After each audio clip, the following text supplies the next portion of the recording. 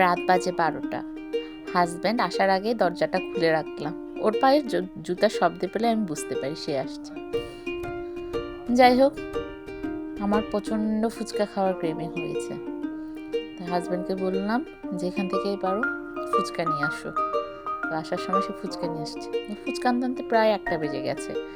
সে বর্ণনা করে বলছে ফুচকা আনতে তার কতটা কষ্ট হয়েছে, কিন্তু সে আমাকে ভালোবাসার টানে নাকি ফুচকাটা নিয়ে আসলো। যাই হোক, ফুচকাটা রেডি করলাম 2 জনের জন্য, যদিও আবার সে ফুচকা খেতে একদমই পছন্দ করে না। চটপটি আর ফুচকা নিয়ে এসেছে, তাকে চটপটি দিলাম, আমি ফুচকাটা নিলাম। আমি 2টাই খেয়েছি, চটপটিও খেয়েছি, ফুচকাও খেয়েছি। বেশ মজা ছিল ফুচকা চটপটিটা। আমার এই ছোট ছোট ব্লগগুলি যদি আপনাদের ভালো লাগে তবে লাইক, শেয়ার, কমেন্ট করে পাশে থাকবেন।